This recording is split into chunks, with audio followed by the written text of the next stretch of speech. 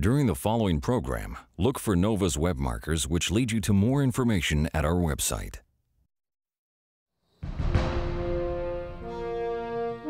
In 1968, men first left the Earth for the Moon.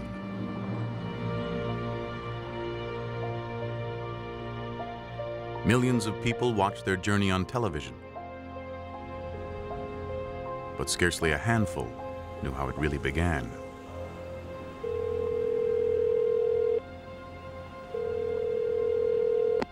North American Aviation. Frank Borman, please. Astronaut Frank Borman is commander of a space mission called Apollo 8, assigned to test a new spacecraft in Earth orbit, the lunar lander. But the lander is not ready to fly. Then Borman gets a secret phone call from his boss, Deke Slayton. I was at Downey running tests on the spacecraft, and I got a call to come back and see Slayton in Houston. Slayton can't discuss it on the phone, but CIA satellite photos suggest the Russians may be ready to send a man around the moon before the end of the year. In August 1968, Borman is offered a dangerous new assignment. They wanted to know if I thought we could change our mission and take Apollo 8 and go to the moon. I said, great, I'd love to do it, let's go. And that's how it all started. One of the two men accompanying Borman will be Jim Lovell. I was ecstatic. To me, the idea of going to explore a new planet far outweighed the fear of something going wrong. Yet there is much that can go wrong. The spacecraft, the rocket, navigating across 250,000 miles. Their safe return depends on a single engine. If it fails, they're stranded at the moon with enough oxygen to live perhaps a week. The third crewman is Bill Anders. We had accepted these kinds of risks. I thought we had one chance in 3 of a successful mission, one chance of 3 of an unsuccessful mission yet surviving, and one chance in 3 of an unsuccessful mission and not surviving.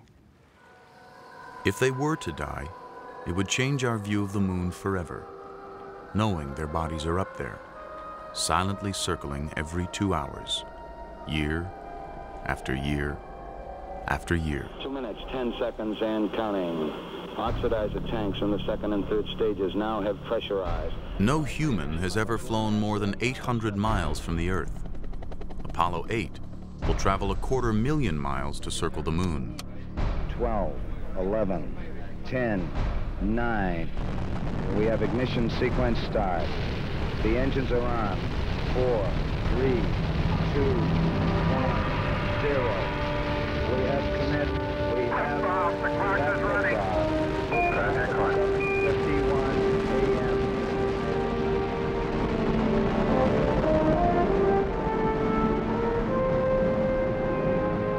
I was absolutely mesmerized by what was going on. I mean, all of a sudden you find out that, my God, the crew has left the Earth's environment. Okay, it's now on a way to another planet for the first time. So, holy cow, this is something. Tonight, 30 years later, NOVA returns to the moon.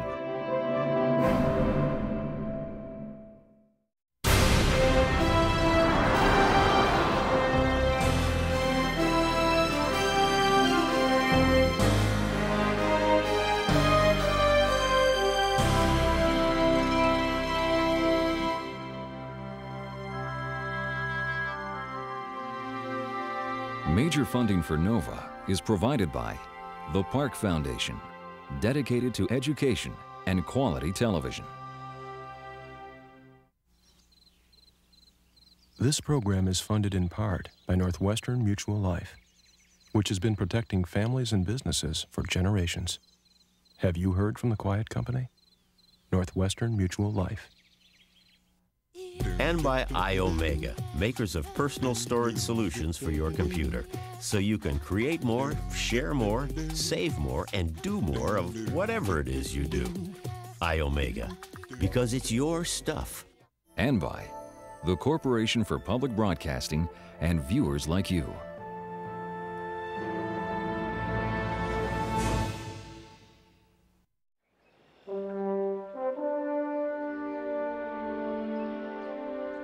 For as long as humans have gazed at the moon, some have dreamed of exploring our nearest neighbor, this mysterious object of wonder. But when future generations look back, they may be surprised to learn why men first went to the moon. Because the ancient dream of exploration had almost nothing to do with what was called Project Apollo. Any idea that the Apollo program was a great voyage of exploration or scientific endeavor is nuts. People just aren't that excited about exploration. They were sure excited about beating the Russians.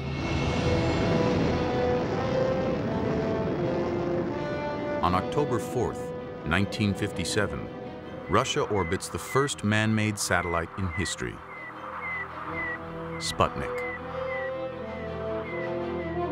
To many Americans, it's a shocking defeat, a Pearl Harbor in space. It is quite possible that an aggressor nation that dominates space will then dominate the world. We just can't let that happen. They consider the control of space around the Earth very much like, shall we say, the great maritime powers considered the control of the seas in the 16th through the 18th century. And they say if we want to control this planet, we have to control the space around it. Dr. Wernher von Braun is America's leading rocket scientist, a German engineer who created the V-2 rocket for Hitler in World War II. He now works for the U.S. Army. For years, von Braun has dreamed of exploring space. Thanks to the Russians, he'll get the chance. 9 months after Sputnik, President Eisenhower creates the National Aeronautics and Space Administration, NASA.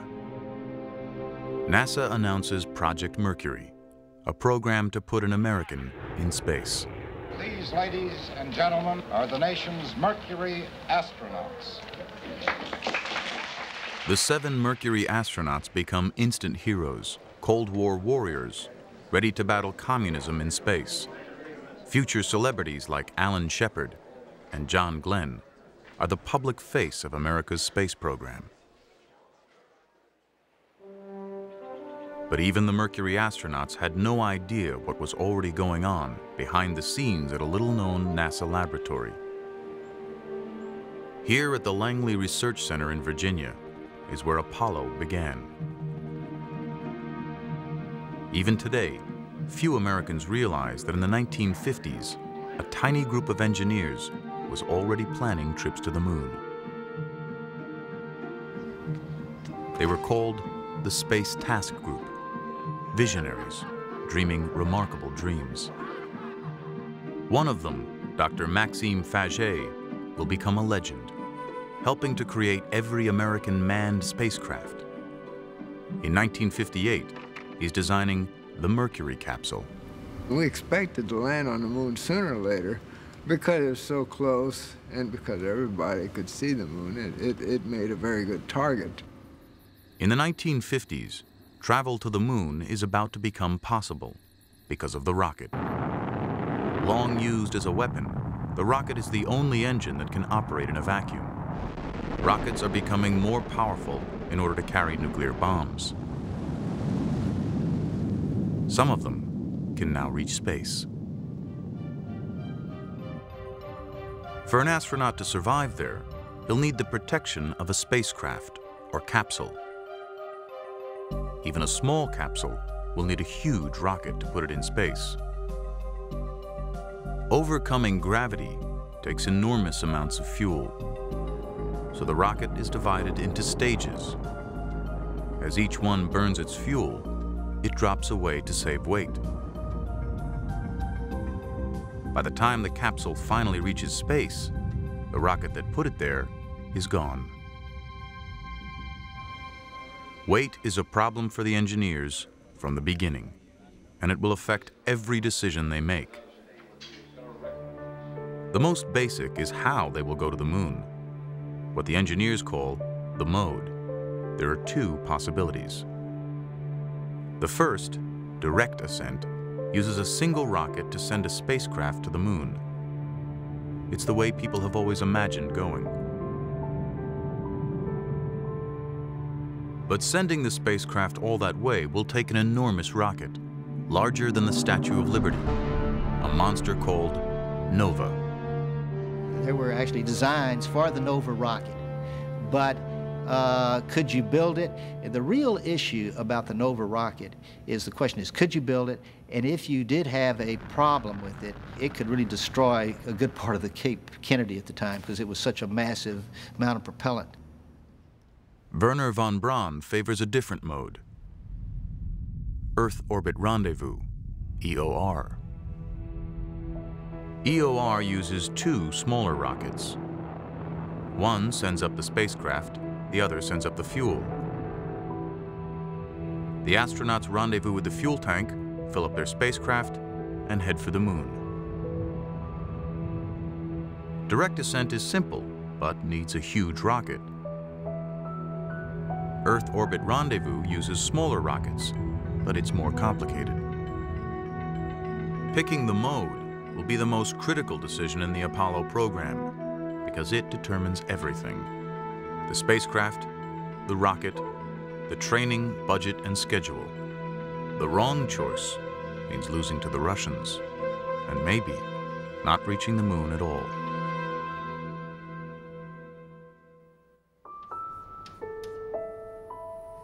The answer was one nobody expected. The engineer who lobbied for it was an outsider. He didn't belong to the Space Task Group and never worked for von Braun. Almost no one welcomed the idea, but he never gave up. The story of his struggle is largely unknown, but the plan he promoted got America to the moon.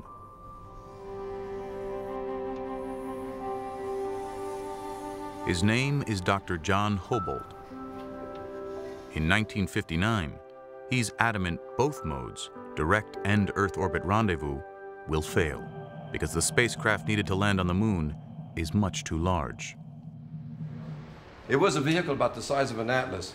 Down at the Cape, it takes 3,000 men, a launch pad, and a launch facilities to get an Atlas off the ground from the Earth. They were going to land something the size of an Atlas on the moon backwards with no help whatsoever. I thought that was preposterous. 14 million Hobolt suggests not taking the main spacecraft down to the moon at all. Instead, the astronauts will use a separate lander, a small taxi or bug. One time we called it the Lunar Excursion Vehicle, sometimes we call it the bug, sometimes we called it the Lunar Schooner. But the idea was that we go there, we go into orbit around the moon, then make a decision to land, so we would land with the small lander, but keep the command module in orbit. He was the lonely vigil observing everything. After we explored, we'd take off again, ascend, make the rendezvous again with the command module, dispense with the lander because it's done its job, and then we'd return to Earth in a very normal way. This is Lunar Orbit Rendezvous, LOR. By using a separate lander and not taking the mothership down to the moon, LOR saves fuel and weight. Hobolt promises LOR can get America to the moon with one rocket, and it won't have to be the huge Nova. But the astronauts' safe return depends on rendezvous, something no one's ever done, even around the Earth. Hobolt's plan requires that rendezvous work perfectly at the moon. To almost everyone, that seems insane. Well, when I first heard about Lunar Orbit Rendezvous, I said, my gosh, we don't even know how to rendezvous in Earth orbit yet. Now, how are we going to be able to assure ourselves that we could get the two vehicles together in orbit and dock together at the moon? That seemed like a very chancy thing. I remember expressions like, this is the most ridiculous thing I've ever heard of, the most unsafe thing. How could anybody go up there and land and rendezvous 250,000 miles away? John Hobolt goes on a crusade for LOR, making presentation after presentation. Though he did not invent the idea alone, Hobolt has become its main advocate, and he's beginning to annoy some powerful critics, like Max Faget. Well, Hobolt was a rather pushy guy, there's no doubt about it. There were a lot of people who had their minds made up that we already knew how we were going to do it. And he had considerable discussion and argument, some of it pretty heated. At a meeting here in headquarters, Max Faget got up on that table and pounded, and he says, don't you listen to him, don't listen, his figures lie, his figures lie.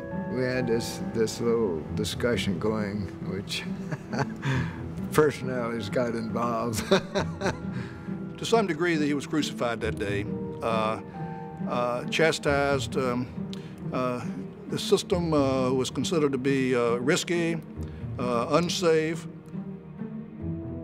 By April 1961, John Hobolt has been pushing LOR for 2 years and getting nowhere. But he's about to get some help from an unexpected source.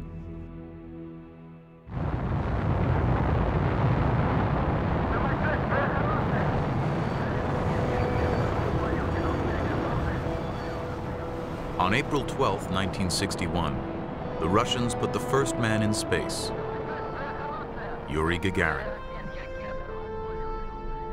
It's the worst defeat for America's space program since Sputnik. And it puts the pressure on a young president who's only been in office 12 weeks. Thank you, Mr. President. Mr. President, don't you agree we should try to get to the moon before the Russians if we can? If we can get to the moon before the Russians, we should. And isn't it your responsibility to apply the vigorous leadership to spark up this program?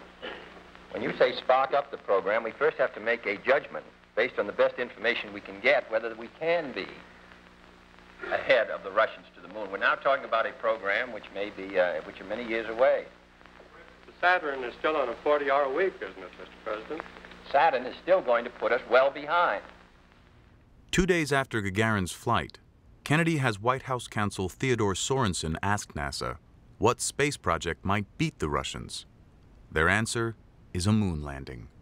Can we be the first to do that? Can we beat the Russians to that? They said, yes, that is sufficiently far off that the U.S. could probably, if it started now, have a chance of beating the Russians to that.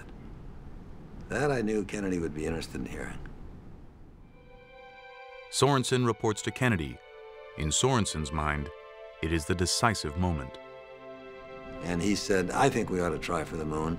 There are a lot of tough things we've got to figure out first, but I think that would be the way to do it, if we can do it. But not everyone agrees.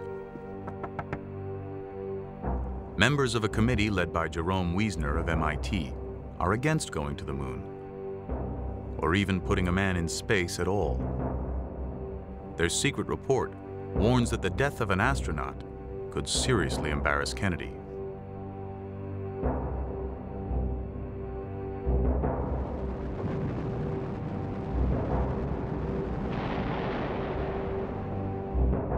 Kennedy will keep his moon decision quiet until NASA proves an American can go into space and come back alive.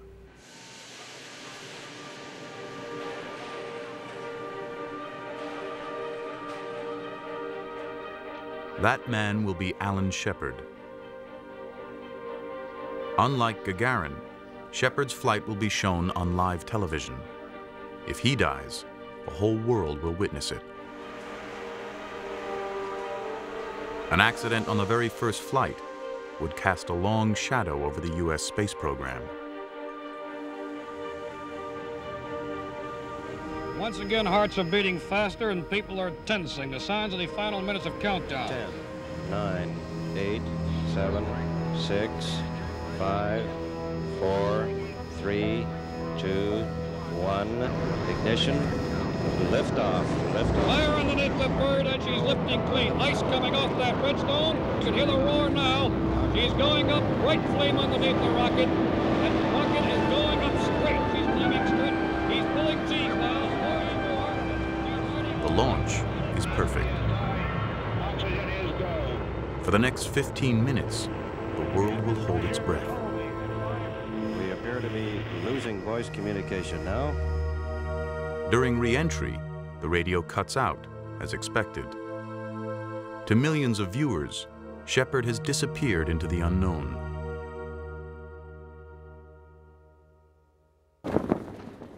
Main chute is green. Main chute is coming unreefed, and it looks good. This is it. You should hear the newsmen here right now. They are absolutely screaming and shouting. They've been jumping up and down. It is a tremendously successful. With the enormous response to Shepard's flight, Kennedy will now make his moon decision public.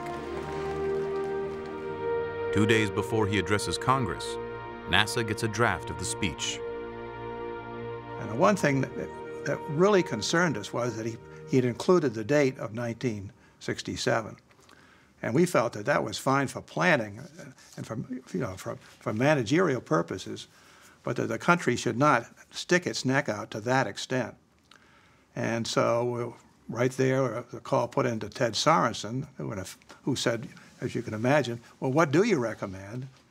And Jim Webb said, well, within the decade. To some people in this the new decade started January 1, 1970, and technically it began January 1, 1971. So there was a little fudge there, and Kennedy just decided to keep that fudge. I believe that this nation should commit itself to achieving the goal before this decade is out of landing a man on the moon and returning him safely to the Earth. No single space project in this period will be more impressive to mankind or more important for the long-range exploration of space. America is headed for the moon.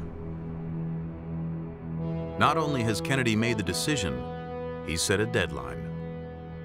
But NASA engineers can't really get started until they decide the approach mode, how to get to the moon. After 2 years of frustration, John Hobolt risks his career, bypasses channels, and writes directly to NASA Associate Administrator Robert Siemens. November 15th, 1961. Dear Dr. Siemens, the important question is, do we want to get to the moon or not? I'm simply trying to establish that our LOR scheme deserves a parallel frontline position. Respectfully yours, John C. Hobolt. And it was a blistering letter. And I first thought, well, I wish that guy would get off my back. I mean, maybe I should call his boss, the director of the laboratory, and tell him that, you're not really supposed to cut across, 6 or 7 layers of management that way. And but I thought, I think he may be right. Siemens tells Brainerd Holmes, the head of manned spaceflight, to do a careful evaluation of LOR. And then it wasn't more than a week or 2 later when I was talking to Brainerd, and he said, we are seriously considering it, and it is looking better and better all the time. I tell you, within a month and a half's time, they were touting the virtue of lunar rendezvous by the November timeframe of 1961. But I think even though they accepted lunar rendezvous, they didn't accept Hobolt. And I think John was never received the proper credit. In July 1962, NASA announces America will use Lunar Orbit Rendezvous to reach the moon.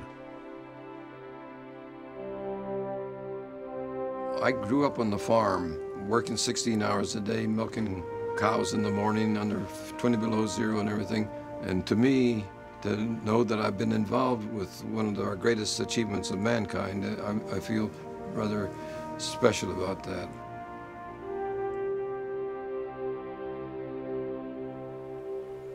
NASA has made its decision, but Lunar Orbit Rendezvous is still just theory.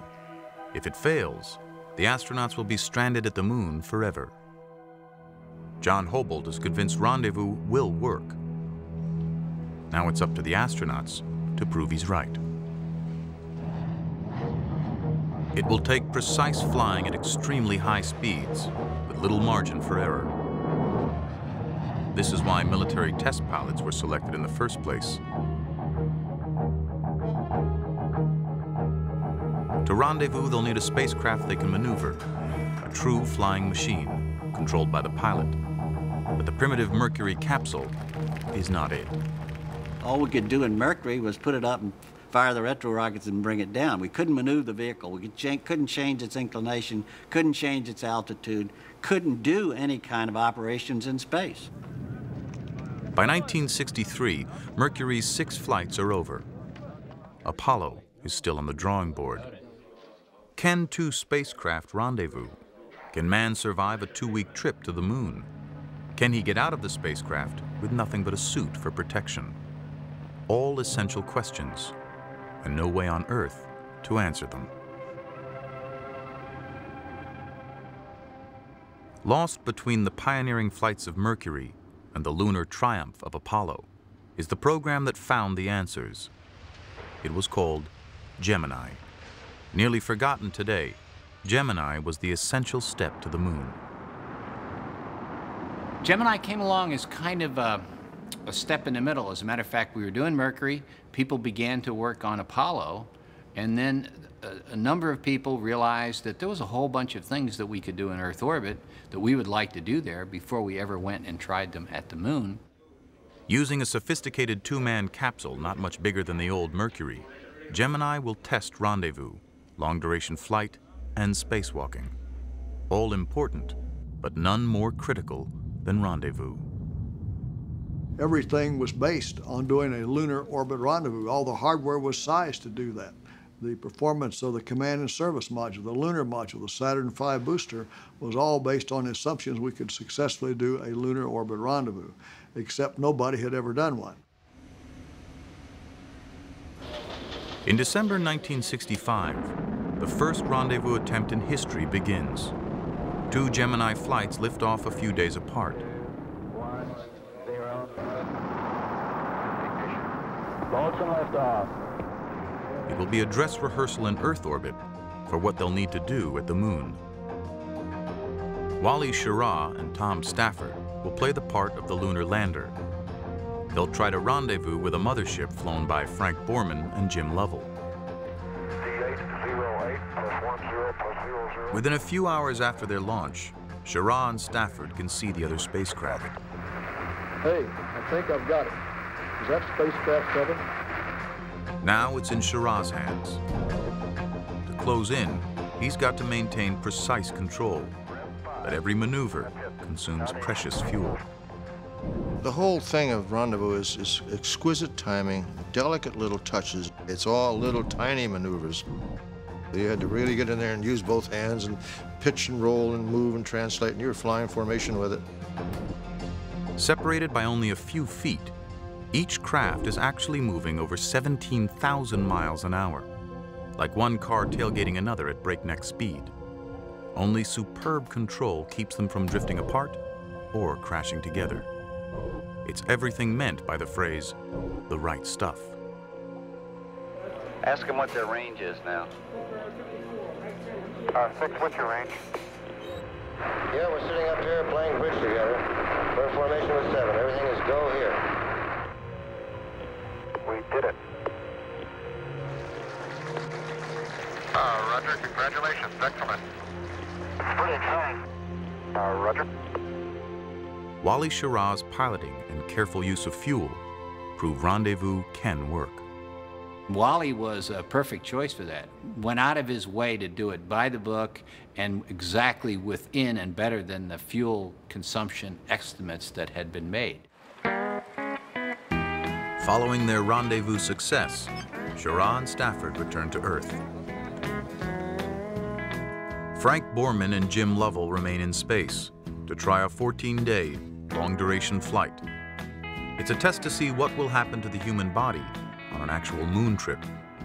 By the time we flew on Gemini, they knew that your eyeballs weren't going to change. They knew you could drink.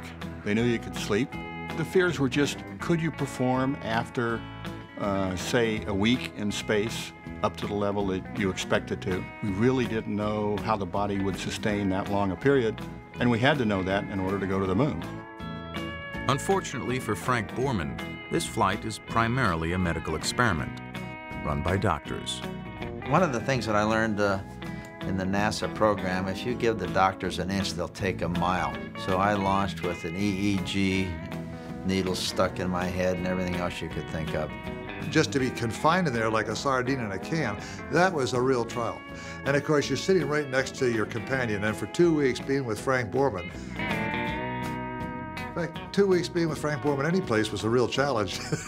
But anyway, Frank had a book called Roughing It, which we were trying to read. We also sang to each other. Nat King Cole at that time had a very popular song, Put Your Sweet Lips a Little Closer to the Phone. Put your sweet lips a little closer to the phone. Let's pretend that you and I are all alone. That got on our minds, and we sang that damn song for 2 weeks. So we still sing it occasionally.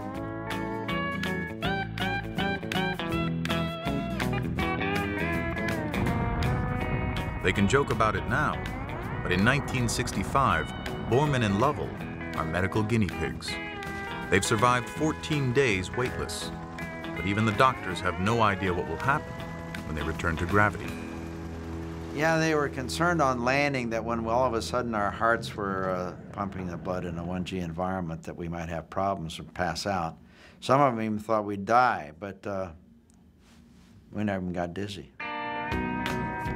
I actually, for the first couple hours, actually had to almost command my legs to say left, right, left, right. And my mother was watching on TV, and I later saw it on a film. It looks like I had my pants full because I was walking very, very, very deliberately. One thing when they got back on the carrier they noticed is that all the other people smelled a little funny. They'd been cooped up in this front seat of a Volkswagen for 2 weeks. By the time they get out of it, I think they were very happy to get out of it, although they didn't probably realize how bad it had gotten.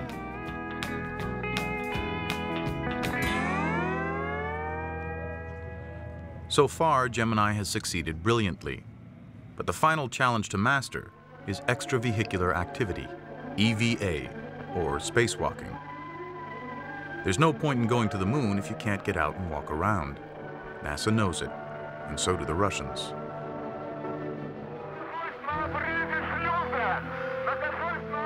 When cosmonaut Alexei Leonov became the first man to float in space, it was yet another defeat for the United States.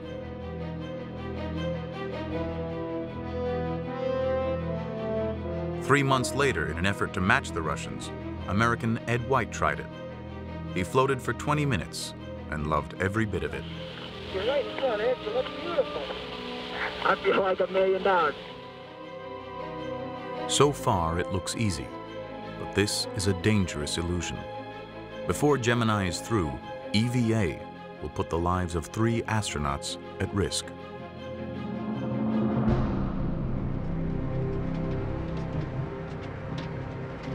Gene Cernan will become the 3rd human to get out in space, but he'll do more than just float around. I was going to go out, and I was going to have to do legitimate work. I had to basically assemble a whole flying backpack outside the spacecraft in 0 gravity through a nighttime cycle where I had little or no light. Cernan discovers that even the simplest task is nearly impossible. And every time I'd push or turn a valve, it would turn my entire body in 0 gravity. I had nothing to hold on to.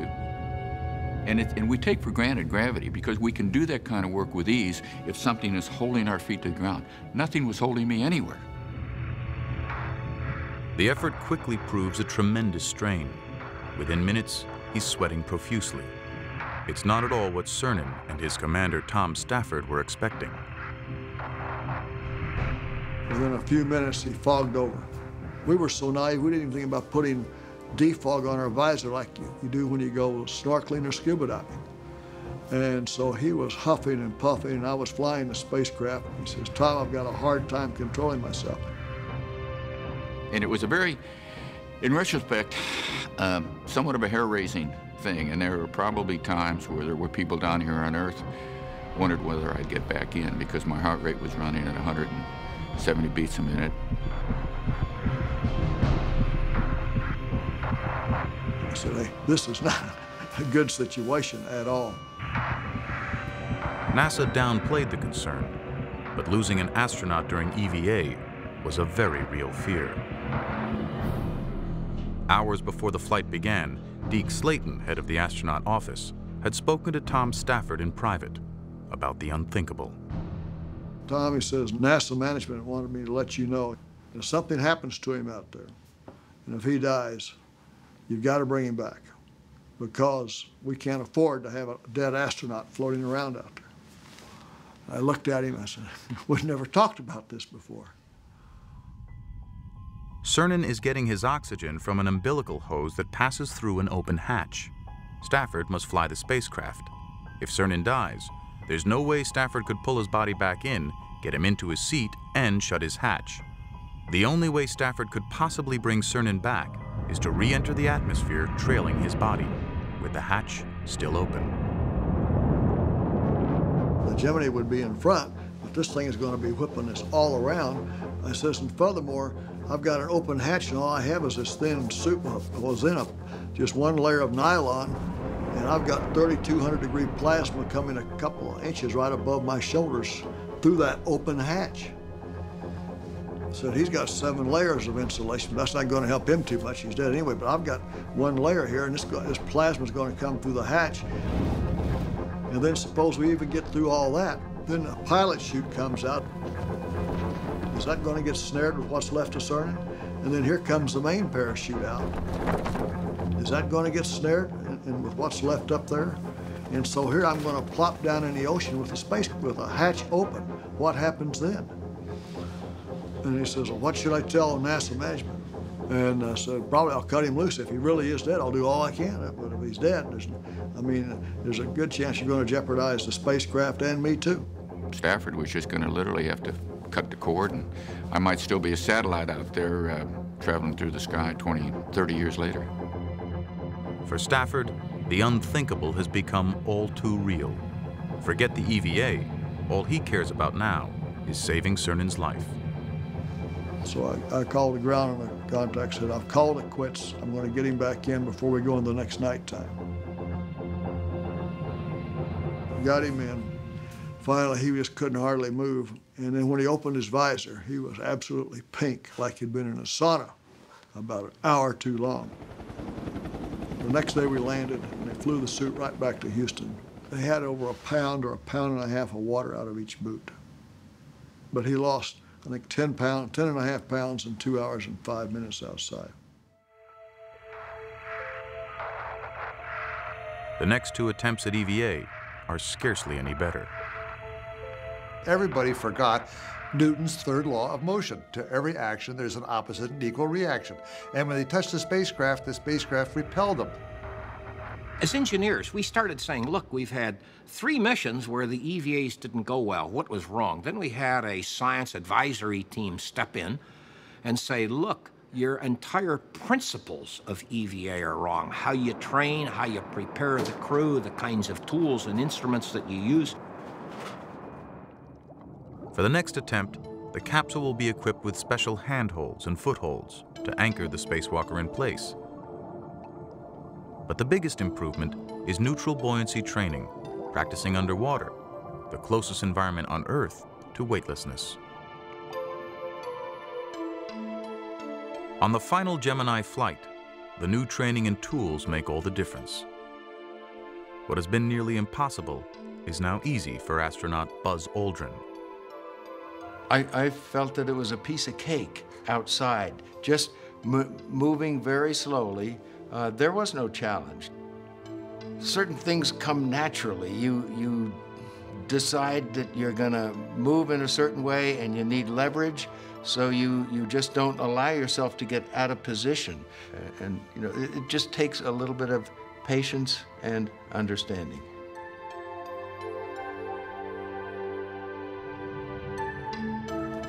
In November 1966, Gemini comes to a triumphant finish. A late addition to NASA's plans, Gemini has proven every technique Apollo will need to reach the moon. We had to learn how to do all the things to prove that they could be done before we could even begin to think about going to the moon on Apollo. And Gemini, in its own historical context, was perhaps as important as Apollo, because without Gemini, there would have been no Apollo. We had finally figured out how to do EVAs without fogging up the visors. We'd figured out how to do rendezvous. We figured out how to do long-duration flights. Now, suppose we had never done any of this. Say, whoopee, we're going to the moon, and never done Gemini.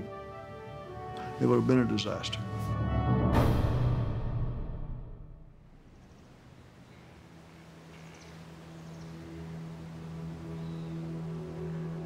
But the almost unbelievable success of Gemini is not a harbinger of things to come.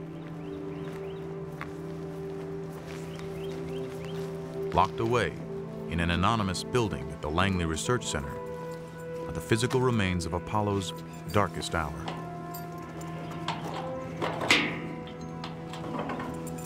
The artifacts stored in this building have not been shown to the public in a decade.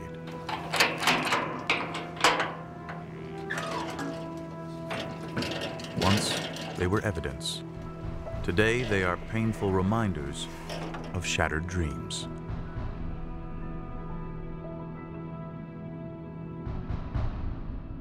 In 1967, the high hopes of America's moon program were all riding on this spacecraft.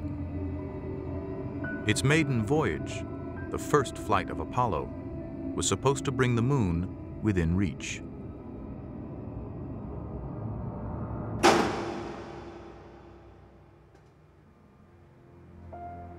But it was not to be.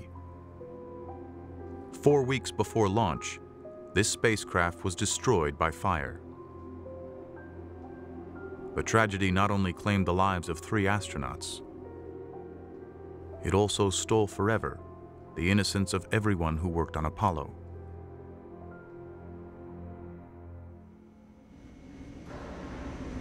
It is January 1967, 10 weeks since Gemini ended. The new Apollo spacecraft is nearly ready for its first test flight.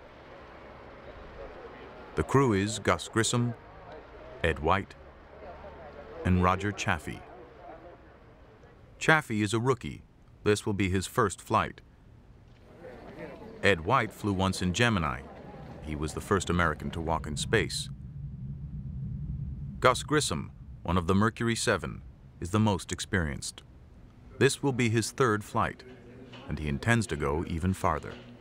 Gus, what do you think your chances are for an Apollo flight? I think they're pretty good. I expect to be around for most of the Apollo program.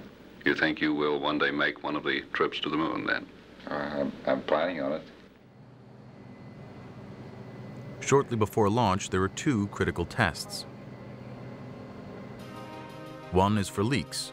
They seal the capsule, pump up the pressure inside, and see if it holds. The second test is a practice countdown, a dress rehearsal for launch.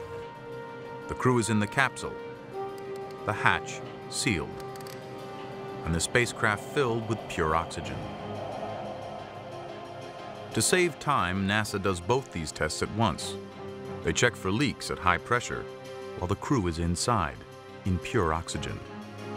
The combination is lethal. We had 15 psi of pure oxygen in that spacecraft. And at 15 psi of oxygen, aluminum burns. After years of doing this same test on every Mercury and Gemini capsule, NASA has become complacent about pure oxygen at high pressure. On January 27th, 1967, their luck runs out. There are communication problems, and Grissom is frustrated. You copy? No, I didn't read you, Chuck, at all. I can't read you, Chuck. You want to try the phone? Hey, how are you going to get the moon? We can't talk between 3 buildings. I can't hear him when you're saying. Jesus Christ. Did you guys talk together up there at the command module? I said, how are you going to get the moon? We can't talk between 2 or 3 buildings. Ironically, the end of the test is to be an emergency escape drill. but it never gets that far. At 6:31 p.m., somewhere in miles of wire, a spark jumps. I was looking at a TV on my launch director's console. I saw a flash, and the spacecraft really burst into flames. We heard these screams in the intercom coming from the spacecraft, and we heard the people on the pad yelling about a fire. In the high-pressure oxygen, the fire quickly becomes an inferno. Seated in the middle, Ed White is desperately trying to release the hatch, but the hatch opens inward. When the spacecraft was pressurized, there was no way Ed White could pull that hatch inward. I mean, there was tons of force holding that hatch closed. It takes pad technicians 5 minutes to get the hatch open. And when they did, our crew had expired.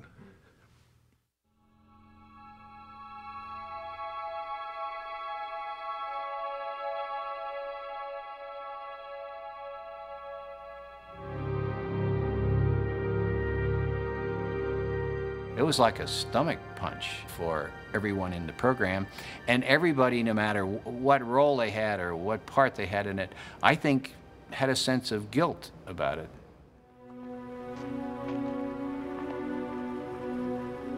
Somewhere along the line, one of us must have missed something, and therefore we let our crew down.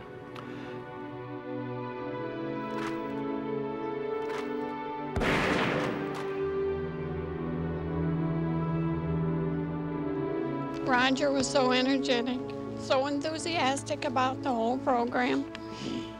And we're sure that as long as he had to leave this world, he's happy in his spaceship anyway. No anger at what's down at Cape Kennedy? What will continue? What will follow? None whatsoever. The price of progress comes high at times.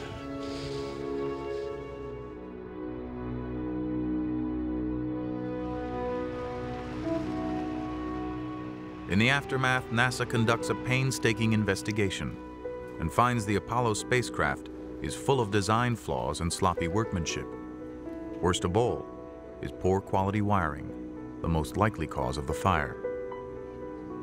Over 100 design changes are made, a hatch that opens outward in 7 seconds, better shielding on wire, better fireproofing, and for all ground tests, no more pure oxygen.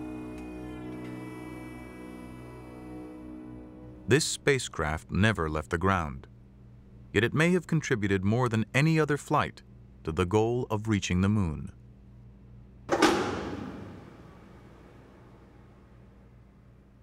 I hesitate to say this, but I have to say it. I don't think we would have gotten to the moon in the 60s if we had not had the fire. That's a terrible thing to say, but I think it is true. If that had happened while we were on the way to the moon, we'd have lost the crew, never heard from them again, and it would have been just a mystery hanging over the whole program, which would have caused an untold delay, and maybe even a cancellation. But no matter how improved the new spacecraft may now be, it still cannot reach the moon without a huge and powerful rocket. The Saturn V.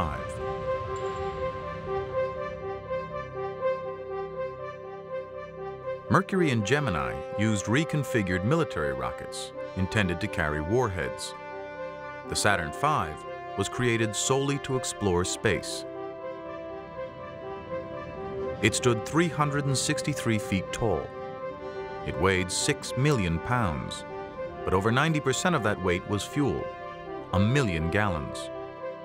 All that fuel didn't last long.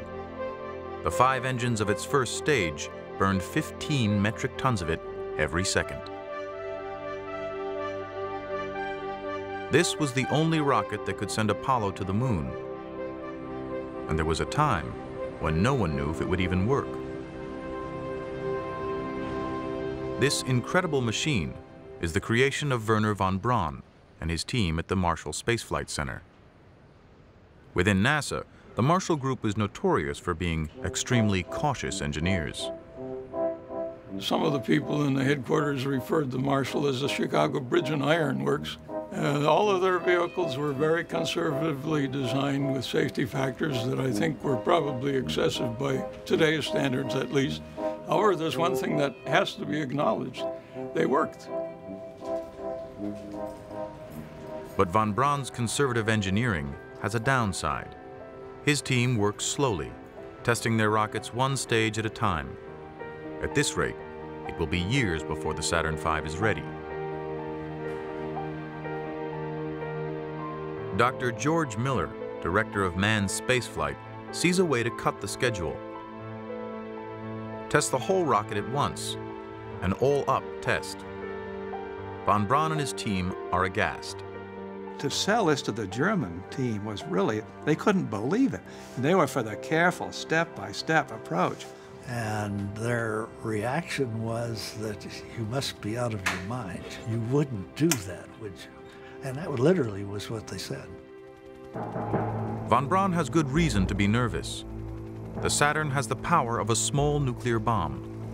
Thousands of parts must work perfectly, or it may explode without warning. Just to get it off the ground, huge mechanisms must function with split-second timing. A giant steel gantry with enormous service arms. 5 remain connected until the rocket starts to move. Under the launch stand, a huge flame deflector channels exhaust away to the sides. Without it, the hot gases would bounce straight up and the rocket would destroy itself. 4 hold-down arms bolt the rocket down until it has correct thrust. When the arms release, they must all let go within 50 milliseconds, or the Saturn will tip over. Now the 5 remaining swing arms, 20 to 30 tons each, must retract in seconds. The bird has to climb some 2 inches before the arm starts to swing. And that's an emotional time, I must tell you. By 1967, rocket and launch complex are ready. T-minus 60 On November 9th at 7 a.m., Rocco Petrone's launch team lights the candle. You count up, and at 6 seconds, roughly, you give the first signal to burn.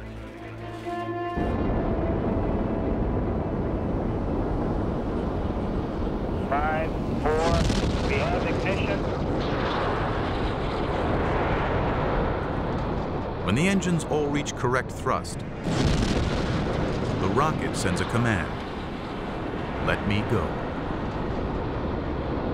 The hold-down arms release. The swing arms retract. The Saturn V is on its own.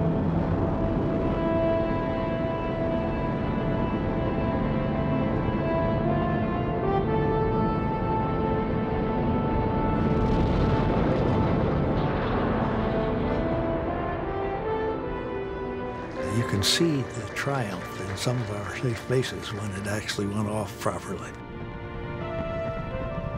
And I was with Werner and some of his team there, and they said, we just can't believe it. It all worked. To me, it was the opening of the space age. Once we had that bird launched, I knew then it was just a matter of time until we got to the moon.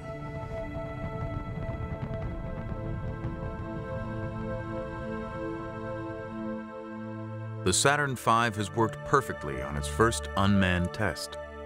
In little more than a year, Frank Borman, Jim Lovell, and Bill Anders will become the first men to ride a Saturn V. It will take them all the way to the moon. 30 years later, Nova joins Borman, Lovell, and Anders at a reunion in Chicago, a chance to look back on the perilous journey that was Apollo 8. And to recall the mysterious way it began. North American Aviation. Frank Borman, please. This was all super secret. They wouldn't even discuss it or allow us to discuss it over the telephones. Yeah. And that's why the reason I had to fly back to Houston and get told in person. And then, even though we had changed our mission... Didn't you know before you actually got on the airplane that there was going to be a change? I did not know. I did not have any idea until I walked into Slayton's office. Honest to God. Well, let me ask you, what did he give you an option, or did he say the mission's been changed? No, he said that the Russians, the CIA had heard that the Russians were going to launch before the end of the year, and Lowell was coming up with this plan to send Apollo 8 to the moon, and what did I think about it? I think it's a hell of a good idea. It didn't take me 30 seconds. I committed you guys on that. See that, Bill? He said, hey, Bill and Jim would really love to do that. 3 days after leaving Earth, Apollo 8 is approaching its target. But the moon is invisible, hidden in shadow, lost in total darkness. It was very black. All there was we could see over our shoulder was a black hole with no stars. We assumed that was the moon. In fact, the only time of the flight that my hair kind of crawled on the back of my neck, going into this big black hole.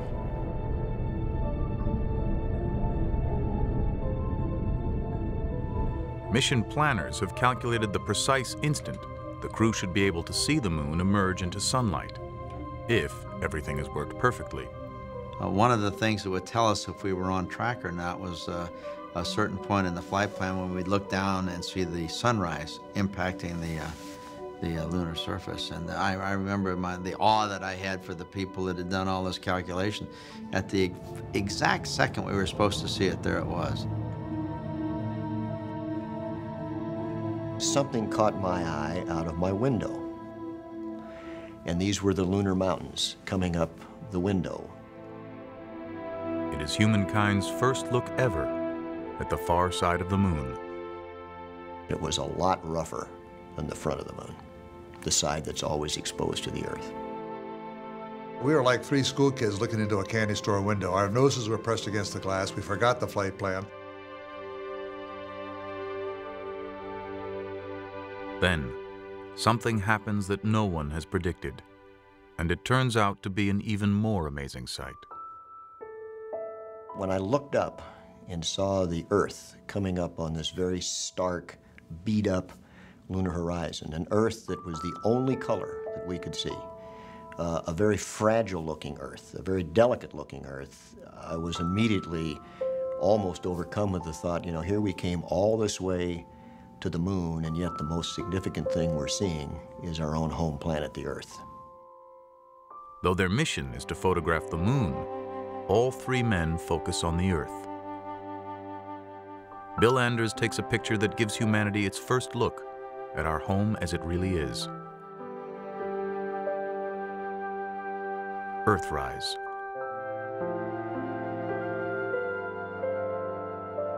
All of the views of the Earth from the moon have let the human race and its political leaders and its environmental leaders and its citizenry realize that we're all jammed together on one really kind of dinky little planet, and we better treat it and ourselves better, or we're not going to be here very long.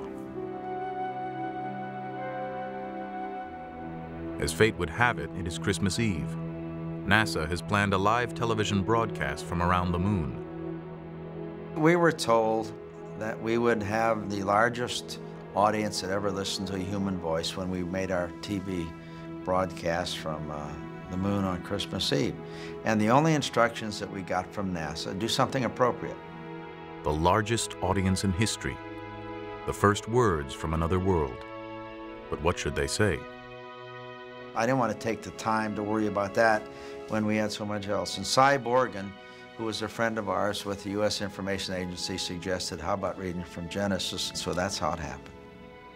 We are now approaching lunar sunrise, and for all the people back on Earth, the crew of Apollo 8 has a message that we would like to send to you. In the beginning, God created the heaven and the earth. And the earth was without form and void, and darkness was upon the face of the deep. And the Spirit of God moved upon the face of the waters. And God said, "Let there be light." And there was light. And God saw the light, that it was good. And God divided the light from the darkness. There's a lot of times in my life when I've been brought to tears by just the power, the immensity, the beauty of what we were doing, and this was one of those days. And God saw that it was good. And from the crew of Apollo 8, we close with good night, good luck, a Merry Christmas, and God bless all of you on the good earth.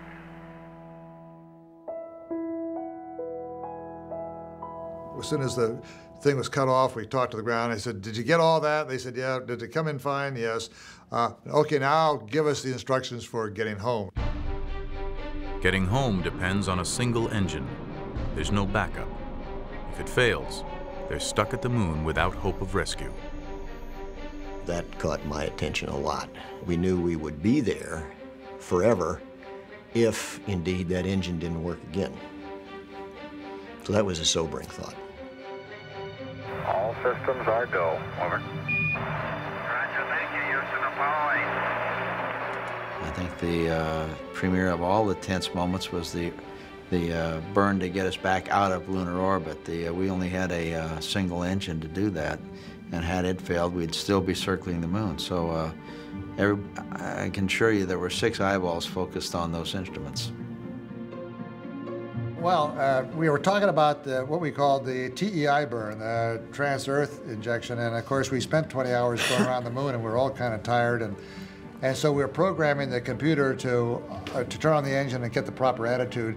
And as we got around the backside, because this burn starts at the backside, so no one can hear us from the Earth, and on the computer it comes up a little sign that says, a couple numbers that essentially says, "Are you really sure that you want to make this maneuver? This is your last chance to make up a decision." So I said to Frank, "Hey, do we really want to?" Frank says, "Push the button, push the button." I'll never forget that.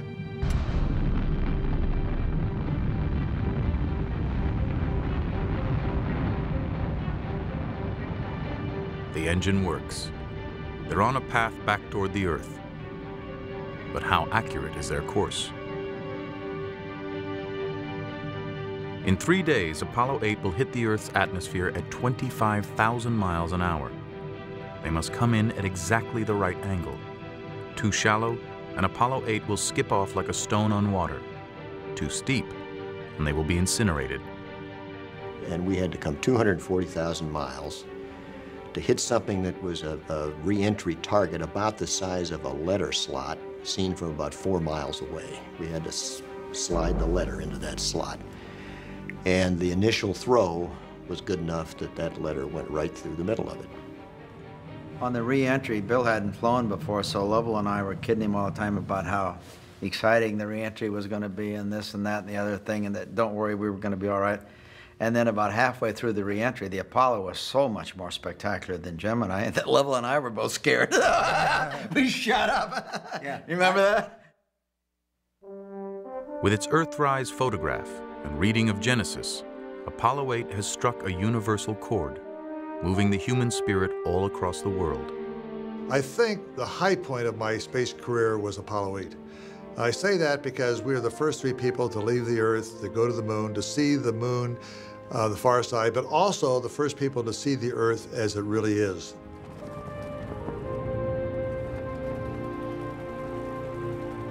And it has accomplished its original mission as well. It got to the moon before the Russians. Realizing that we had done our job well, that we'd beat the Russians to the moon, and there was no doubt in my mind now that the rest of the program was going to work. I had a feeling almost of euphoria. I was so pleased. I was so thankful for, because let's face it, God must have been looking after us or we wouldn't have made it. So it was a very, very, very religious experience for me. Bill had an interesting comment when we landed because someone, while we were waiting to be picked up, someone had called from the ship or the helicopter and said, is the moon made out of green cheese? Yeah. And Bill says, nope, it's American cheese. Yeah. Geez, I remember that like yesterday. Yeah. Yeah. Apollo 8 has traveled nearly 500,000 miles and paved the way for the flights to follow. All that remains to fulfill Kennedy's promise is the landing.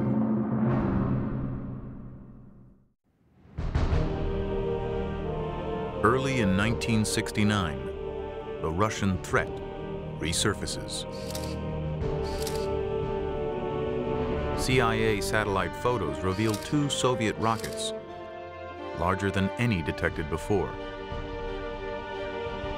The Soviet Union, by whatever circumstances, had a very, very clever, aggressive space program, and they made maximum use